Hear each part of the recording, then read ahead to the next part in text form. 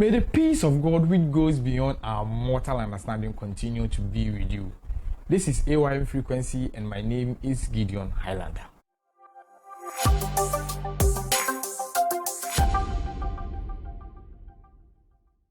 So recently I was having a discussion with a colleague, Master Guide, and the issue of wedding in the youth ministry and the things that come with it came up.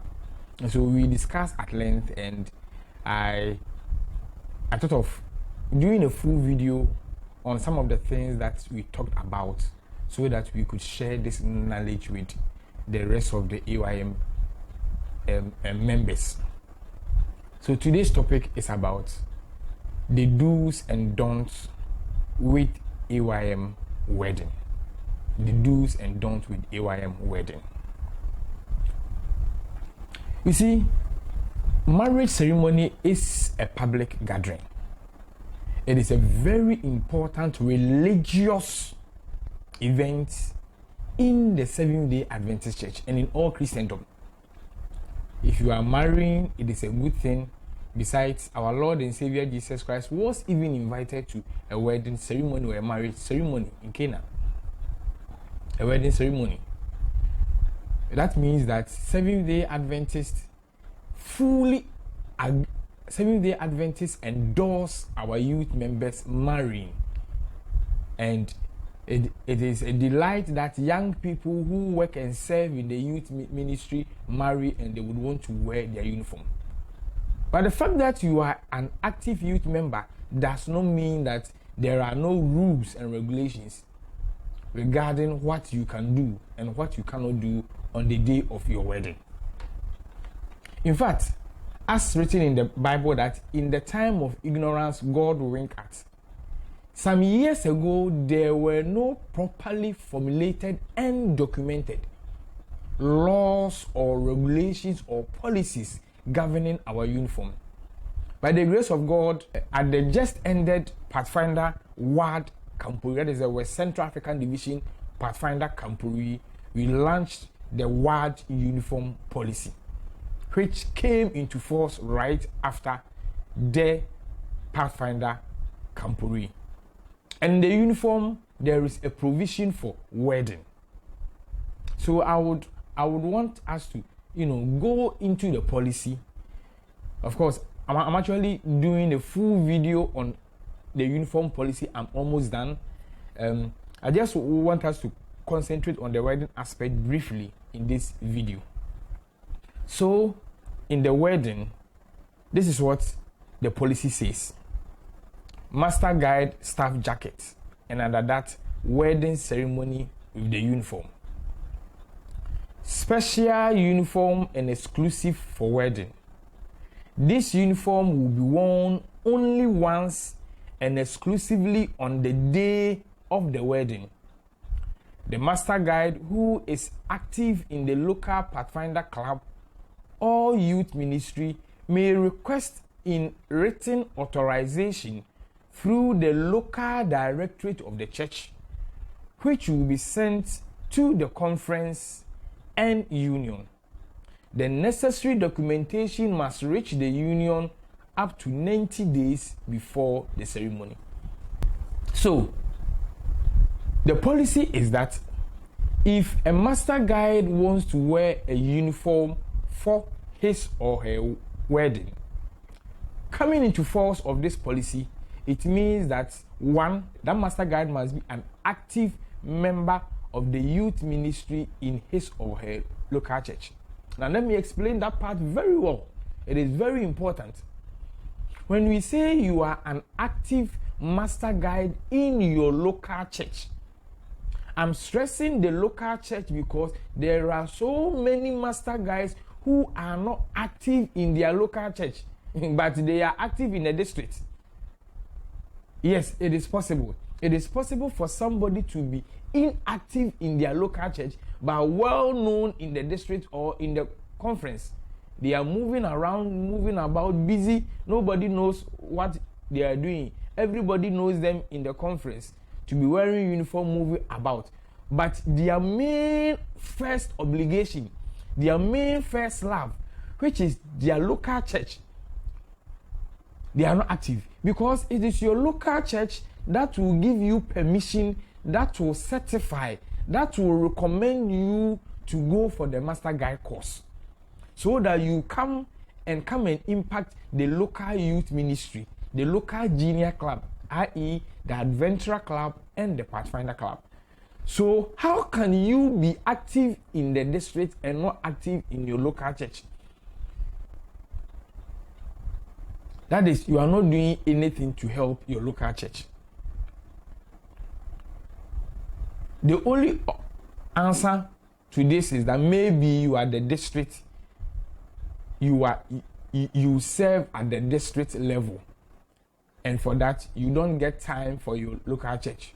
Or maybe you serve at the conference level or the union level, and for that you don't get time for your local church.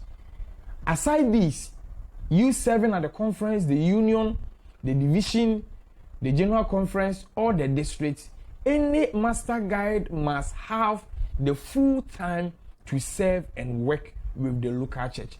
It is only when this is done that you can be termed and called and qualified to be an active master guide.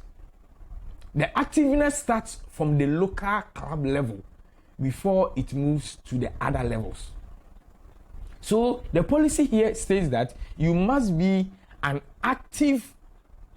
master guide who is active in the local Pathfinder club or youth ministry may request. So you must be active first. Now, once you have satisfied the first provision of you being an active master guide, then the next provision is that the request must be in a written permission through your local directorate. Written permission through your local directorate. That means that you must write a letter requesting for permission to be granted to you to wear the uniform for your wedding, and it must pass through your local Pathfinder directorate. That is your local club Pathfinder director. If you have a problem with your Pathfinder director in your church, this provision does not mind. We don't care about it. You must solve that grouch, that problem. I'm saying that because most of the time, or sometimes, there are some master guides who have issues with their local club leaders or directors. And so they would want to bypass them and do things on their own. This provision is saying that we acknowledge the local club director. The reason why this provision is there, and I love it,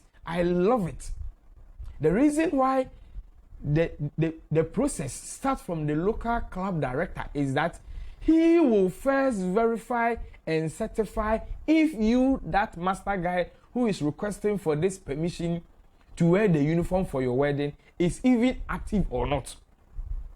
So if you are not active, the letter is going to die at the local directorate level.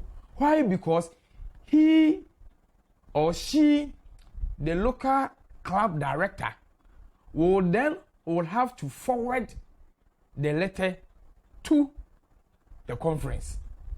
And I'm sure when it gets to the conference will also forward it to the union. But before the conference forwards it to the union, they will first ask, they will call the local club director and ask, is this person an active master guide in the club? So it is sort of the Pathfinder, the director, upon receiving the letter, will give a recommendation on the letter that I recommend that so and so master guide who is active in the way be given the permission. Then it will be sent to, like how we minute letters at our various workplaces. When there's a letter or a memo in circulation, we minute on it. That is how the local club director is going to minute on this particular permission letter. And so if he minutes that this person is not an active club member, trust you me, if it moves from him to the conference, it is not going to fly. Now, let me dwell on this part very well. The uniform policy did not say that when the person in the local church makes the request through the local Pathfinder director, the letter must move from the local Pathfinder director to the district youth leader. That it says that from the local directorate in the church, that is meaning the local Pathfinder director. The local Pathfinder director in the church. Then the local Pathfinder in the church will now minute or make a recommendation and forward, or will now forward the letter as it is. Because whether he minutes on it or not, the conference youth director will ask him or her certain questions about the person who has written the letter on his or her activeness in the local church. Now, once the conference youth director receives it, he or she will also have to forward it to the union youth director. The union youth director. And the rule is that all these documentations must reach the union in 90 days before the ceremony. In 90 days before the ceremony. So that the union directorate and the conference and the powers that be will have the room to do all their checks before permission is given. And once the permission is given, the rule here, unless there will be room for amendment. The rule here is that the uniform will be worn only once and exclusively on the day of the wedding. The uniform will be worn only once and exclusively on the day of the wedding. That means that this uniform cannot be worn for pre-wedding photo shoot. Cannot be worn for pre-wedding photo shoot. My dear brothers and sisters, I am reading and interpreting it as it is. It cannot be worn for pre-wedding photo shoot because this is pre the wedding, and the policy says on the day of the wedding. That also means, dear brother and sister who is a master guide or who is a pathfinder, that also means that if the person who has requested for the uniform to be worn for their wedding does not take exclusive pictures of the wedding on the day of the wedding, and the person decides that maybe time is far spent, it is getting dark. As a photographer, myself, sometimes the program, some people's wedding, it takes so much time that by the time everything is about ending, to be so dark that the couple cannot take their exclusive pictures. So they would want to do it maybe a week after, or a day after, or maybe 2 days after. This provision is now saying that if you do not take your exclusive pictures or whatever you want to do in uniform on the day of the wedding, you cannot do that after the day of the wedding, because every other thing you now do with this uniform will be post-wedding. Just as you cannot do things with it pre-wedding, you can't do things with it post-wedding, unless, of course, to every rule there are exceptions. Unless, of course, you knowing the circumstances and the situation at hand with you requesting for the permission, state emphatically all these in your permission letter. That, dear conference, dear union youth director, because of so and so, I would want to seek permission to use the uniform to take my pre-wedding pictures, wear it on the day of the wedding, and also wear it 2 days or a day after the wedding to take my post-wedding pictures at so and so venue, so and so time.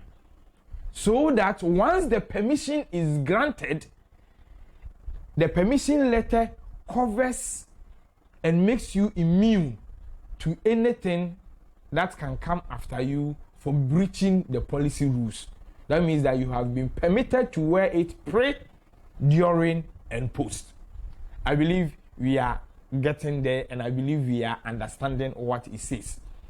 And then once you are done with whatever permission was granted to you, you pack the uniform and you put it somewhere, because you only wear it for wedding. Now, let me stress on that again. Once you have finished with the area or the domain you requested for to be given permission, that is pre or during or post or all, pre, during, and post, you've been granted permission to use it for all that. Once you are done, you pack this uniform and you put it in your wardrobe, never to be worn again. I am saying never to be worn again, because there is the likelihood, God forbid, but I have to paint this scenario because there is nothing new under the sun. God forbid, after your wedding, a year after your wedding, or 2 years after your wedding, God forbid, you pass on, you die. Your family might want to say, oh, our brother is a youth member. And you know, in our part of the world, most people who die are dressed with white attire, if they are male or female. Or when there is an attire already there, if the person has a suit already there, or a jacket or a blazer already in their wardrobe, the family wouldn't want to spend extra money getting a new blazer. So the family might want to say that, oh, the person just got married some few years ago or some few months ago, and the person is dead. And so the uniform the person used for the wedding, i.e. the approved uniform for wedding, is even in the jacket. Let us go and take it and dress the corpse with it. This uniform policy is saying that the uniform is only worn for wedding and once. You wear it only once and exclusively for the wedding. That means that if you die, your family, your friends, even the church cannot use this approved uniform for wedding, even though it is yours and you spent money on it, to bury you. They cannot dress you with it to bury you. That also means, my dear master guide, that peradventure, should something happen, and God forbid, once again, should you even divorce and you want to remarry, the church has agreed that because of something that has happened in your marriage, you've passed through all the legal provisions with the state, you've gone through the legal divorce procedures, the church has also agreed, and now you want to remarry. Or let me paint another beautiful scenario. Maybe your spouse has passed on some few years and you want to remarry. The fact that you were given the permission to wear the uniform in your first marriage does not warrant or permit you to wear this uniform again for your second marriage. For every time you would want to marry or remarry, you would have to write permission through your local Pathfinder directorate to your conference, to your union, for permission to be granted you before you wear it. Before you wear it. This is what the new word uniform policy is stating emphatically. And the uniform for your wedding, the uniform consists of a full Class A Pathfinder staff uniform, or B, Pathfinder staff jacket or blazer, and then C, special ceremony or white jacket or blazer. With these three types of, let me pinpoint it again. Let me go over it again. So for your wedding, the uniform will consist of, that is, you have the option to choose between these three. A full Class A Pathfinder staff uniform. It means that if you are, once you are an active staff, once you are an active master guide, the likelihood of you being a staff in your local Pathfinder club is 99.99%. So in essence, once you are an active master guide, you are also a Pathfinder or an adventurer staff. That means, my dear beloved, that if you are an adventurer staff, for the first part, the provision A, if you are an adventurer staff, you cannot wear an adventurer staff uniform for your wedding. You can only wear a Pathfinder staff uniform. That means that when you are writing your permission letter, you must state which of these uniform you want to use. So you say, I want to use the full Class A Pathfinder staff uniform. Full Class A means if it's the white and green, it comes with the cap or the headgear, it comes with the neckerchief, it comes with the sash, it comes with all the patches and everything. If it is your wedding, you cannot take away the patches. You must dress in full Class A uniform as has been enshrined in the uniform policy book or the uniform policy manual. That is A. The B is that you also have the option to now wear the Pathfinder staff jacket or the blazer. Yes. So, apart from you wearing the full Class A Pathfinder staff uniform, you can also have the option to wear the Pathfinder staff jacket for your wedding. Once again, it did not say adventurer staff jacket. Yes, it simply means that if you are a master guide who work with adventurers, unfortunately, no matter how you love the adventure ministry and you want to wear your uniform to sort of pass on a message, because the reason why any master guide will want to wear a uniform is not that we don't have money to buy nice suits or blazers to wear on our wedding. No. That is not it. We have the money.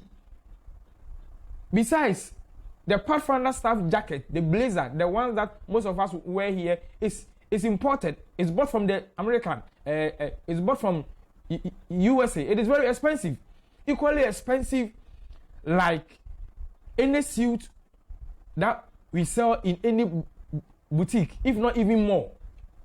But the reason why any master guide would want to request to wear the uniform is that apart from identifying or telling the world that we are a proud Seventh-day Adventist, we are proud of the ministry we serve in the church, we also want to sow a seed into the heart and mind of the clubs we serve in.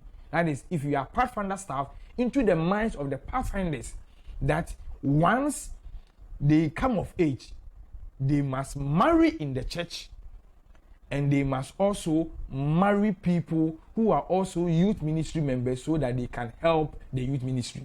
That's all the idea. For me, that was my idea, or that is my reason.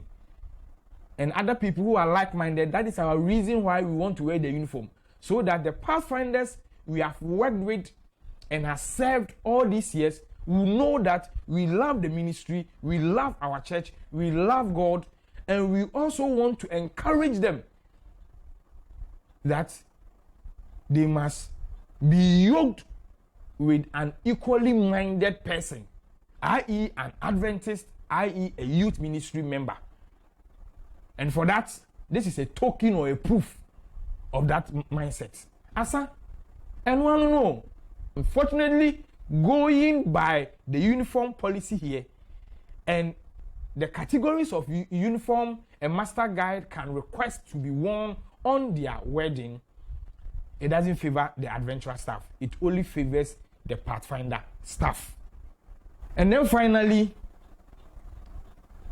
the one requesting for the permission also has the option to choose to wear a special ceremony or white jacket or blazer.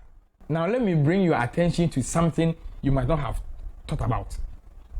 You remember that I read that the first provision says that the wedding ceremony with the uniform, and then it says special uniform and exclusive for wedding. That means that, you see, I like how they drafted this part. Reading into it and explaining it, bringing it to its basic term. So when you are requesting to wear the special ceremony all white, you are wearing a white trouser with a white coat or blazer or jacket or suit on top.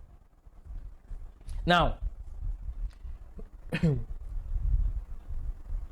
it is exclusive for the wedding. What it means is that if in some areas, and I'm explaining this, if in some areas in the West Central African Division, they have a local uniform policy which has been approved by the conference or the union or the division, which states that a uniform, a staff jacket can only be worn by directors, by club directors. It means every other staff cannot wear the jacket. Then this policy makes more meaning to say that once you are not a club director, you can request to wear the jacket for your wedding. Because someone will ask, on a normal day, as a staff, I wear the staff jacket. Why would I also have to request for me to wear the jacket I have been wearing every day on my wedding? On a normal day, as a staff, I wear the Pathfinder staff uniform, a full Pathfinder staff uniform. Why will I request or be granted permission to wear it again when I want to do my wedding? It's because in some areas, the staff jacket might not be worn by every staff member. Every staff member. That is why this provision is there. Maybe it is worn by certain people only. That is what they have agreed, and you cannot begrudge them. Why will I need permission? You truly need permission to wear the full Class A Pathfinder staff uniform for your wedding.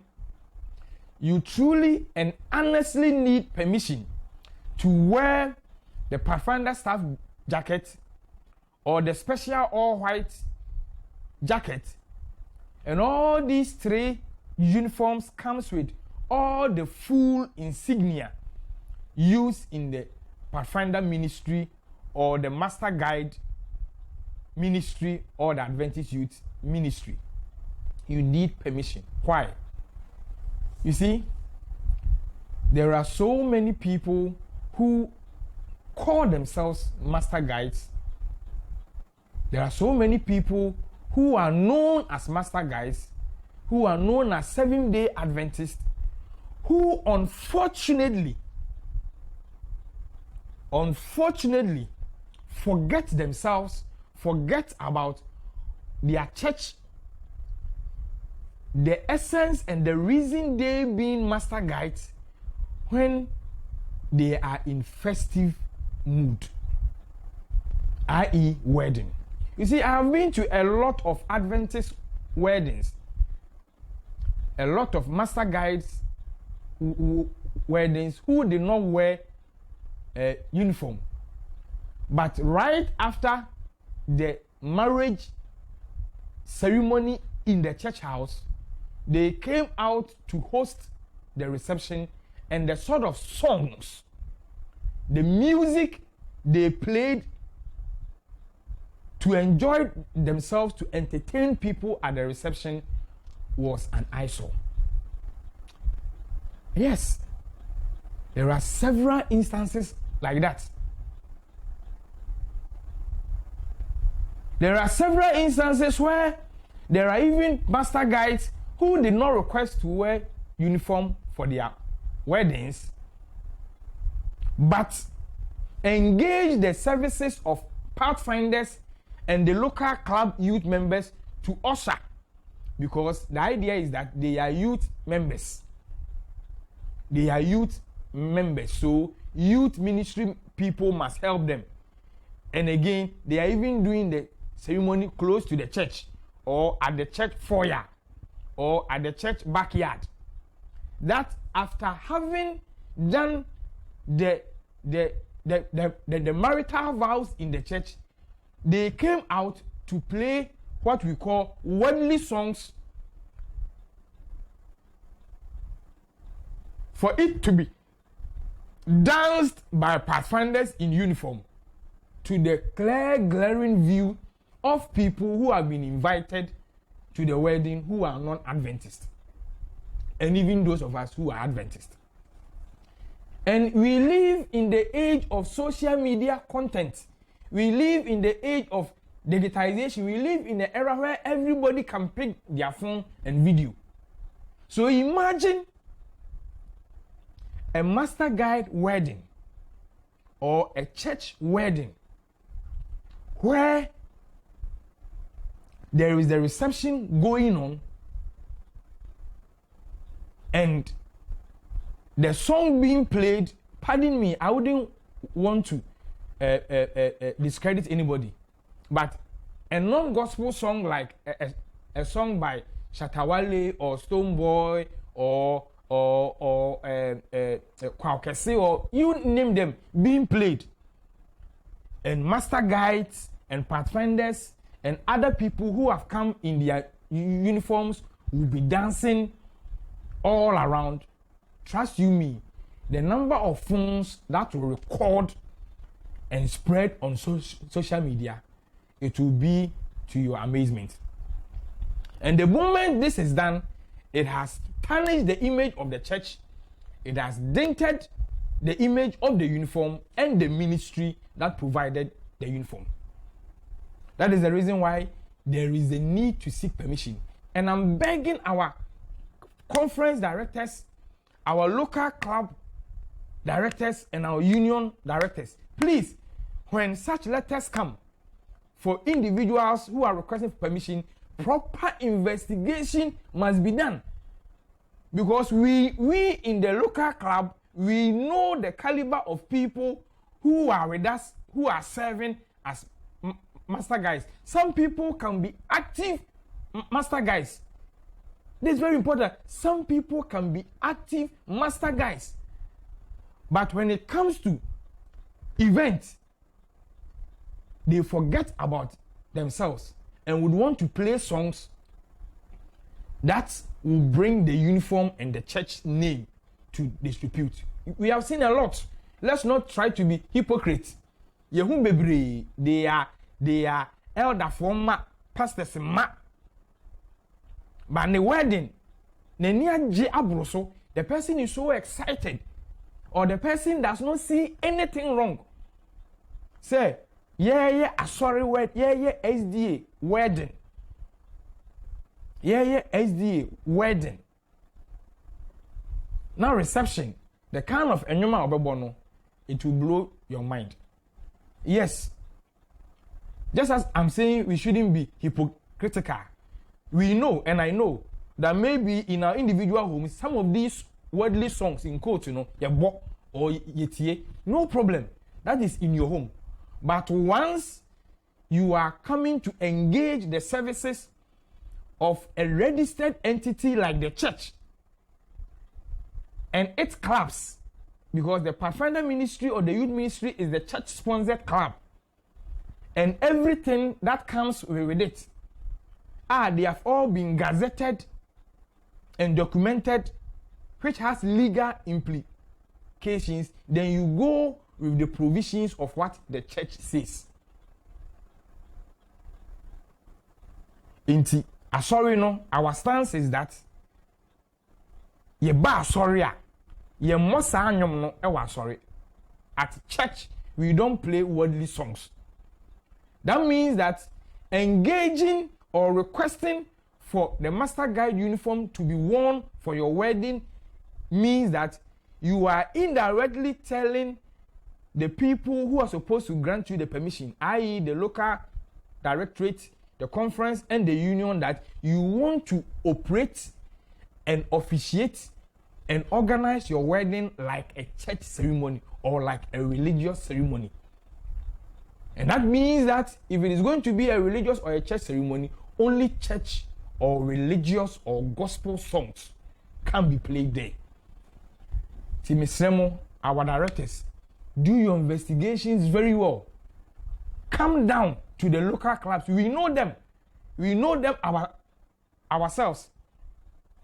And as master guys, we must be honest, kind, and true. Some of our own master guys wouldn't mind to play Kwakese or Abodam or Stoneboy, or I'm not saying they have their domain, but when it comes to our church and our ministry, we don't entertain those songs near the church or at our receptions, especially when you are wearing our uniform. What I'm saying, it applies to even servicemen. Servicemen, you can't wear your uniform and be boozing or dancing. I mean, you can't disgrace yourself in the uniform. In short, that is it. You can't disgrace yourself in the uniform. Now, that being said, I want to expand the scope, and that was the discussion we had. I want to expand the scope of this uniform policy to mean that if you, the one wearing the uniform, you need permission to wear the uniform because you are not permitted to wear the uniform can bring disrepute or disgrace to the uniform, then I would want to even suggest and go further and say that the person requesting the uniform should also be permitted to allow other youth members to wear uniform to the program. Maybe you don't understand. Let me frame it again. Whenever an individual is requesting to wear a uniform for their wedding, that permission must also cover and entail the provision that the dress code for the uniform can also include youth members wearing their uniform. Yes. When you are writing the letter, you must also seek the approval or permission that as part of the dress code for the wedding, you want to allow or request youth ministry members to also come in their uniform. I'm saying that because if that is not done, we will just assume that, oh, this person is marrying, and the person has shown in the pre-wedding that he's wearing uniform, or has communicated through the grapevine or unofficially that it's going to be a uniform wedding. So everybody must come in uniform. And you know, once we all come in our uniform, whatever happens there, whoever comes there in a uniform is obliged by the same rule and principle to hold the uniform in high esteem, not to disgrace it. So whatever activity that goes on there at the wedding, serving of food, serving of drink, dancing to music tunes, this rule applies to all of us who are in uniform on that day. And not only that, I would also even want to suggest further, as how I understand and my experience in the youth ministry and with events and ceremonies. We have been teaching drills for ceremonies and all that, so I know what I'm talking about.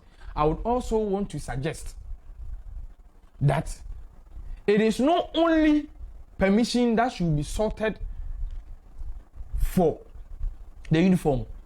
Permission must also be sorted for the colors, the Pathfinder flag.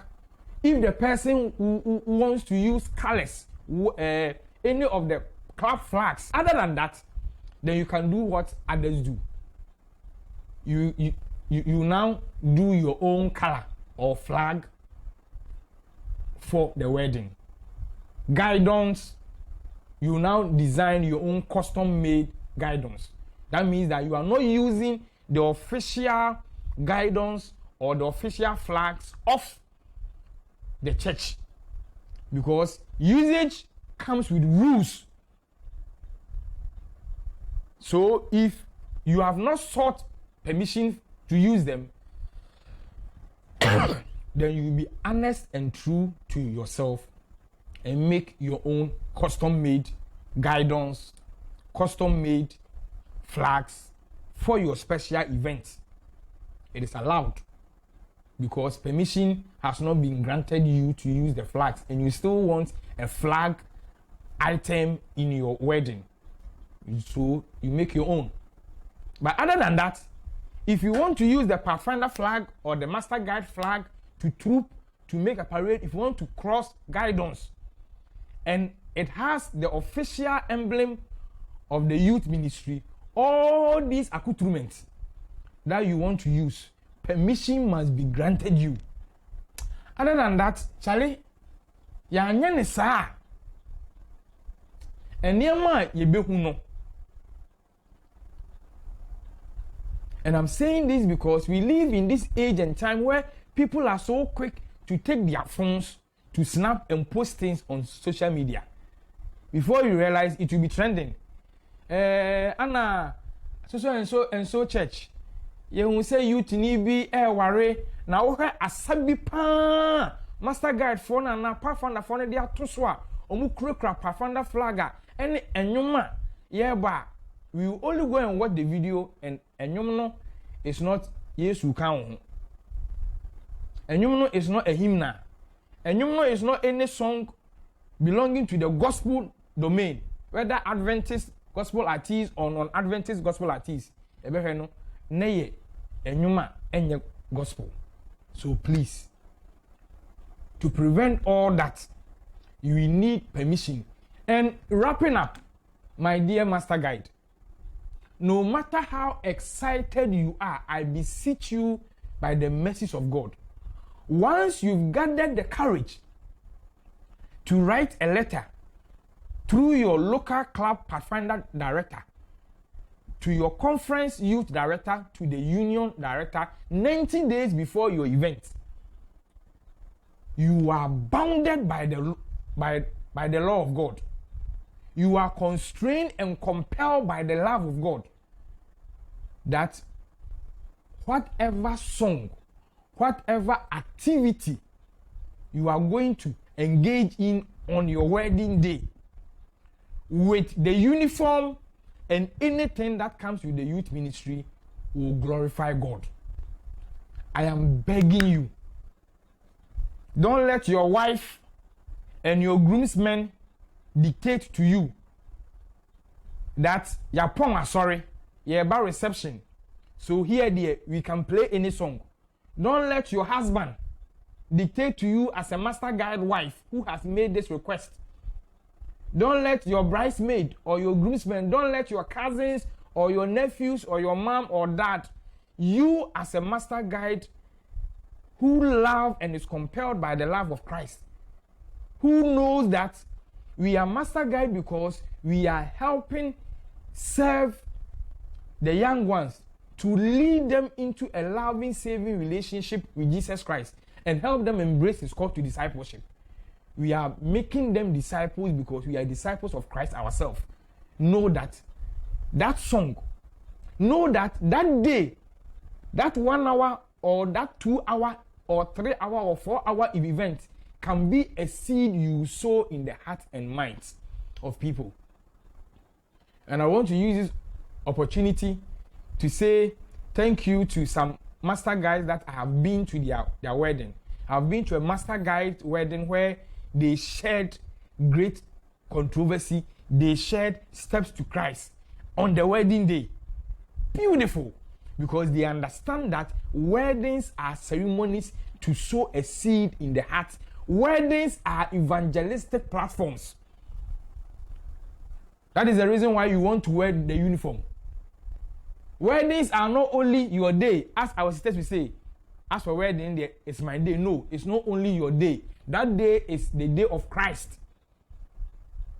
Wedding is not only the day of the man or the groomsman or the bridesmaid. It is the day of Christ. In fact, the wedding day is like the day of the Lord. So it is an evangelistic platform.